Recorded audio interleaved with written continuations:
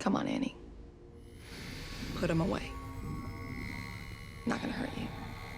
The Boys, Victoria Victor Neuman Origins. Hi everyone, welcome back. I'm Terry and this is another marvelous video. Today we're exploring another compelling character from The Boys universe. We're talking about the character of Victoria, Vic the Veep Neuman. This character differs greatly between the comics and the TV show, and we'll discuss the variances and the important events. It seems like the TV show is taking a completely different step with this character, so let's not waste any more time and dive in headfirst. Before we go into our explanation, we have a very small request. If you like our content, please support us by subscribing to our channel. This is a small click for you, but for us, it means a lot. Thank you. Now, let's begin. Be honest. You thinking of popping my melon? Who knows? Who is Victoria Victor Neuman? Many things have changed narrative-wise as The Boys was adapted from a comic book series into a show from Amazon Prime. Some of these modifications have significantly changed the backstories and backgrounds of the main characters, such as the unexpected revelation in The Boys Season 1 ending that Billy Butcher's spouse Becca was still alive and had been caring for their son after being secretly raped by Homelander. This fundamentally altered Billy Butcher's pursuit of vengeance against Homelander and Vought International, making Billy much more antisocial than in the comics as he engaged in a whole different conflict. When Victoria Neuman was translated from the comics, she suffered a similar transformation. Aside from being a female version of a male character named Victor Neuman, Victoria was utterly unlike her comic book counterpart in many ways. The original version is actually quite naive, making him the perfect puppet for a firm like Vought American and the most significant piece in the company's ascent to power. According to creator Garth Ennis, he's a spoof of George W. Bush, and obviously not a good one. Victor Neuman was the last of the devoted Vought American politicians who had worked year after year to give the infamous corporation power both inside and outside the country, paving the way for their ultimate objective, the involvement of their supes in national defense. Victor was intended to be the last component, the one who would have made it possible for Vought to get what they desired. Unfortunately, his low intelligence prevented him from doing even the most basic daily activities on his own, much less developing and carrying out top-secret plans for gaining control of the country.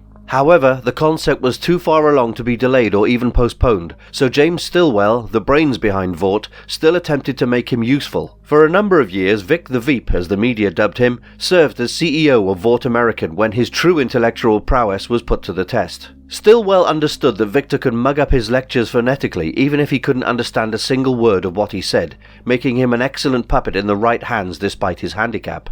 Vic the Veep began his successful and entirely controlled political career as a neoconservative in the Republican Party following this fruitful test trial. Nobody really liked him, but Vought was always there to support him and put money in the hands of people who could have given him a little push in the Senate. Dakota Bob Schaefer was compelled by the party and given the go-ahead by Vought to pick Vic the Veep as his running mate, even though he detested the man and couldn't bear to be in the same place as him. Without recognizing what was actually happening, Schaefer gained the upper hand and Victor found himself serving as his vice president in the White House. The most sensitive part of the plan's following stage occurred a few years later, on September 11, 2001.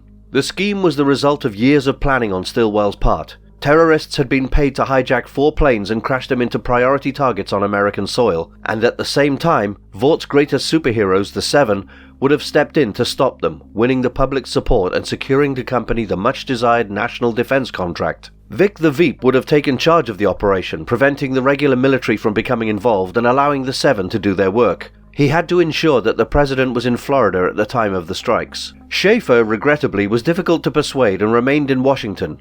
He paid attention to the intelligence service, activated NORAD, had one of the planes land at the airport, and quickly shot down the other 2. Only one was left, the one aimed towards the World Trade Center. Victor, who doesn't exactly do well under pressure, thought the best way to neutralize Schaefer was to beat him over the head with a fire extinguisher. He then assumed charge as he was supposed to and told NORAD to stop, even though the US Air Force had already located the 4th jet. The Seven acted, but their actions resulted in tragedy as they were ill-prepared and caused the plane to crash into the Brooklyn Bridge, killing all on board and hundreds of bystanders on the ground. Even though Schaefer felt Vought was behind it, he lacked the evidence to back up his suspicions. According to the official narrative provided to the public, the 4th jet was also shot down, but it was too late to stop the terrorists from achieving their objective. Vic the Veep was placed under close observation, but Vought still had his back, and Red River, the company's security team, acted as a counterbalance to the president's. Plan A's spectacular failure only left Plan B, which required Vic the Veep to somehow take over as the next president of the United States of America. Schaefer had to be eliminated because no one in their right mind would have ever cast a vote for him.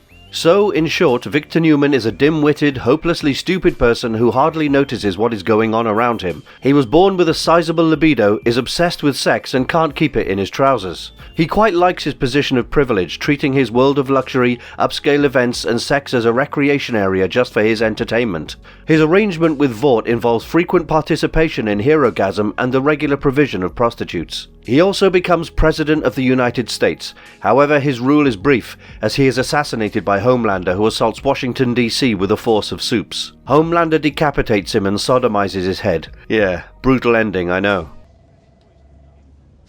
No, come on. Now let's take a look at Victoria Neuman from Amazon Prime's The Boys.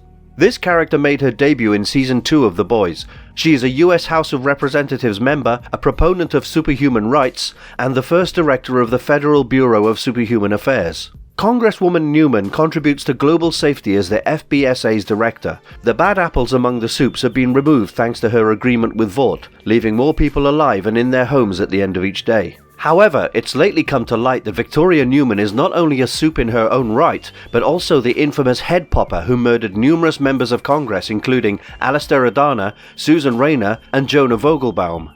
Eventually, we learn more about this character as the series progresses. Victoria was first given the name Nadia. She spent her childhood living with Tony, an orphan she met at Red River, a community for families who chose not to care for Supes or children who have lost their families. In the instance of Nadia, she accidentally killed her parents as a kid because she couldn't manage her superpowers. She was transported to Red River soon after this to learn how to control her talents, but she always ended up killing her adoptive families. Stan Edgar eventually adopted her, gave her a new name, destroyed all records of her crimes, and vowed to protect her at all times. After Compound V was exposed, Neuman, a young wunderkind congresswoman, organized a demonstration and pressed the US House Judiciary Committee to investigate Vought and Compound V. She maintained contact with Grace Mallory and a few insiders to gain the knowledge and access necessary to bring down Vought. She frequently organizes demonstrations and speaks to the press about the wrongdoings at Vought. She's quite visible in public. Finally, we are going to hold hearings on Vought and Compound V. Victoria eventually runs into Grace, who is bringing Lamplighter to testify before Congress about what actually occurs at Vought behind closed doors. She demands that they gather additional information to pursue charges against Vought because she wants to bring down the monarch. Victoria is quite happy when Butcher persuades Jonah Vogelbaum to address Congress after Lamplighter passes away. Vogelbaum's skull explodes shortly after the judge's testimony, along with a number of other audience members immediately before he gives his evidence. Victoria is covered in blood and watches in terror as Grace takes her away as countless individuals fall victim to their surroundings. She is eventually identified as a Supe and the perpetrator of the assault at the congressional hearing. After Stormfront's Nazi affiliations were made public and the boys and their allies defeated her, Stormfront was eventually made the scapegoat for Victoria's crimes. At this point, it's unclear if she's operating in Vaught's best interests as a type of controlled opposition, or whether she genuinely has her own agenda. Huey requests to join her team at the campaign headquarters. She accepts his offer and inquires as to the start date. That's how Season 2 ended. When can you start? In Season 3, we see Neuman closely working with Huey in the Federal Bureau of Superhuman Affairs. They make an effort to control superheroes like Termite and, when necessary, arrest some of them. Stan Edgar and the public appear to appreciate Victoria's actions at the FBSA because she's a very well-known person. Huey begins questioning her motives when he finds out she's a Supe and has a history with Stan Edgar. Victoria keeps pushing her political agenda while maintaining the pretense that she is not a Supe and has no connections to Stan Edgar. Stan Edgar stops by Victoria's place one day to tell her that he wants to gently remind Homelander of just who is in control. We never go after Homelander. It is practically federal policy. No one is going after anyone. Just a gentle reminder of who's in charge. As a warning that he won't get away with anything, he instructs her to deliver Homelander some FCC fines. Stan reassures Victoria that she and Zoe, her daughter, will be safe. A news conference was then scheduled. There she goes on to claim that Homelander has come out as a whistleblower of crimes done by the CEO of Vought, Stan Edgar, despite initially appearing apprehensive. Stan felt betrayed and he was shocked. He even asked Victoria the reason for her betrayal, and she informed him that she had to watch out for Zoe because he had been looking out for himself all these years instead of her. An unannounced visit from Homelander to Victoria's home reveals her relationship with Stan and her superpowers as Homelander asks if she wants to bust his skull. Homelander also says that she was wise to turn on Stan since he would use her as a weapon rather than her daughter. I'm glad you chose your own kind. Victoria persuades Zoe to take Compound V in order to become a Supe and be more resilient and safer forever. She admits that when she took it, she was also frightened. After receiving a Compound V injection, Zoe cries out in pain and Victoria consoles her as she sheds tears. Zoe's powers are not yet revealed. Later on, Victoria approaches Annie about collaborating, saying they might use their shared power to support one another. Annie rejects her as she is done engaging in nasty games. Fuck you.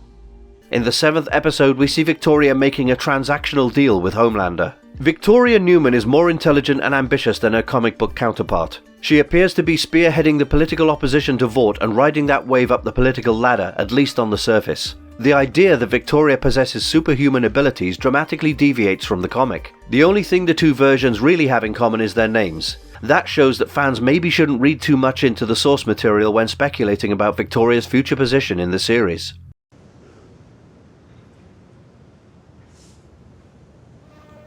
What makes Victoria Neuman so dangerous? Well, we all know she's capable of molecular combustion. She appears to have mental control over the pressure and speed of molecules approaching the point of combustion. While she mainly focuses her power on her victims' heads, she has also shown the capacity to combust a single limb or a whole body. So far, she has only been observed using her power on living beings. She can also induce internal bleeding by raising the victim's blood pressure. She managed to make Starlight bleed from her nose without making her head explode. Victoria outperformed her childhood buddy Tony in terms of strength and endurance. She was able to endure the force of a blow that sent her flying for about 12 feet and forcefully colliding with a dumpster, but she appeared to be unharmed. There's still one more episode to go to end the current season of The Boys, so there are many things about Neuman to wonder about, like what's her deal with the Homelander, and will that play a part in the climax? Will her daughter Zoe show up and reveal her superpowers? What will happen when she meets Huey again, as she clearly knows Huey knows about her powers now? I guess we'll just have to wait till Friday to get the answers. If you enjoyed watching this video, then please hit that like button. If you haven't already, subscribe to our channel and press the bell icon to stay updated about all the content we upload. Thanks for watching, and see you next time. I'm sorry. Go on, please.